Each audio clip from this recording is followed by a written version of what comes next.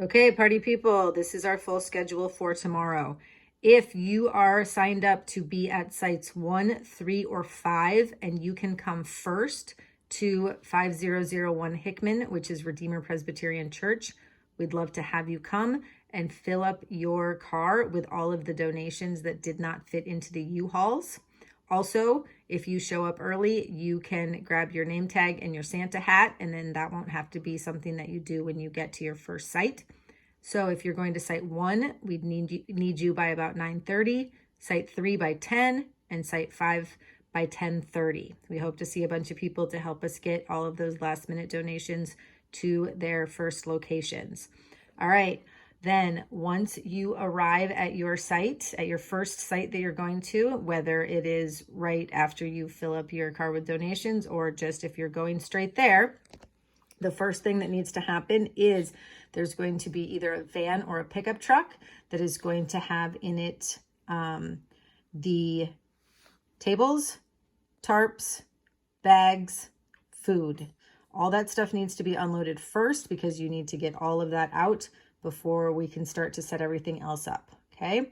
Then you're unloading the U-Haul. And okay, we're setting things up a little bit different than past years because our Santas don't have to do as much running around. So as soon as Santa is there and ready to go, we will let kids go start to talk to Santa. So the 2 line organizers, that's your job, is to get them in line to go talk to Santa. After they talk to Santa, then they need to go and get their tickets to go do the rest of their shopping. Also, you are marking their hand with a Sharpie with just a line, everybody that goes to talk to Santa, because they only get to do that once. Okay, so the photographer, you also need to be ready to go as soon as Santa's ready because you are the one taking pictures.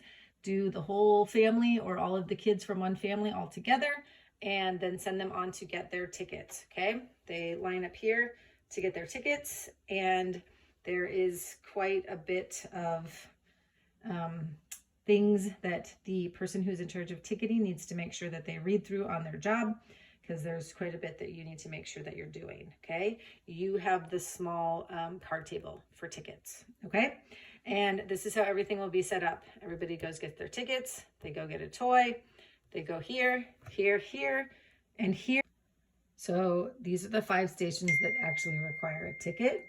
And the toy tickets are just these, okay? These are for all of the kids only.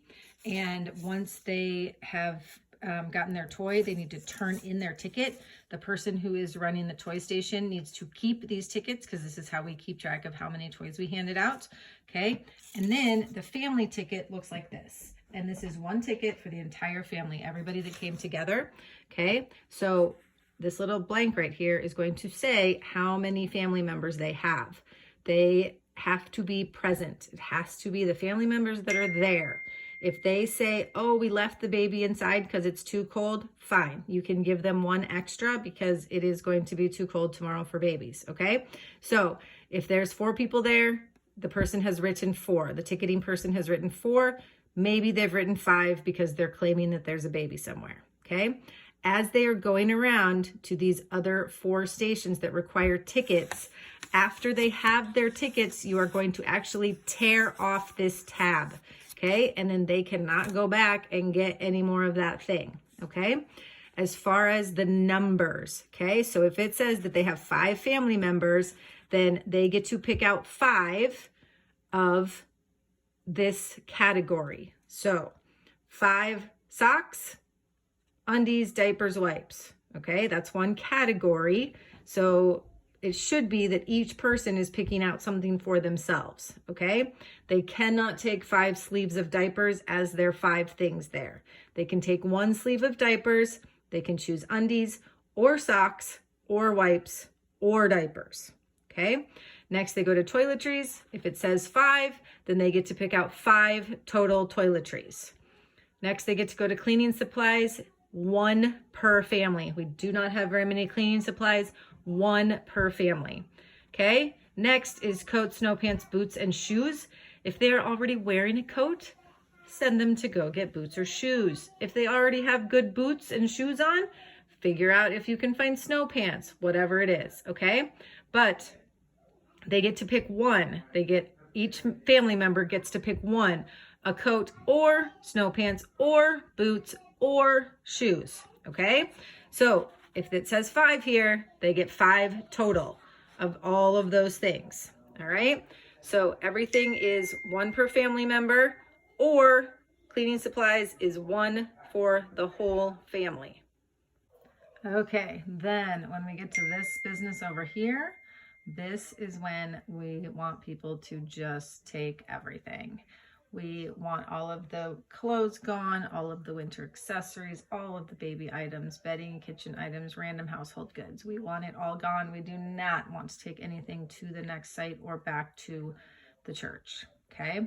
So let people shop as long as they want, bring them more bags, encourage them to take anything that they like. If they want to go take a bag to their car and come back, feel free. They just can't get back in line and go through the whole thing again. They will all have an X in Sharpie on their hand, so hopefully we can stop them from doing that. The very last thing that they should hit is food right there. That's where the blue bags will go. And as they are walking out, they can all fill up 1 blue bag full of food. All right. Okay, when it's time to clean up the first site, either because the time is up or because all of the shoppers have been through, Santa can hang out for a little bit because he doesn't need to necessarily go immediately if there's still kids that need to go talk to him. And we want to pick up the tables first. If there's still people shopping on the tarps, that's totally fine. But then tables, tarps, everything needs to get back into the van or the truck. And then if there's any leftover donations, they go back in the U-Haul, getting quickly to your next site of the day and do it all over. When you are cleaning up from your second site, we will be taking all of the clothes that are left over, which that is likely the only thing that will be left over. We're going to pack them up, and if anybody has their car with them and is willing to take things directly to Hope Ministries, to Goodwill, to Salvation Army, whatever, we don't want to take anything back to Redeemer. The only thing that we want to take back to Redeemer is empty black bins with yellow lids, which is another super important thing that I forgot to say earlier. When you are setting up on the tarps, there's lots of stuff that it makes sense to not necessarily take it out of a box or a bin. Like maybe it's plates or whatever. However, when people go to take things, they can take bags, they can take boxes. They cannot take any of our bins. Bins all need to go back to Redeemer with us. So as bins get emptied, they need to be put off to the side or even put straight back into the U-Haul so that nobody is attempting to run away with any of our very expensive bins.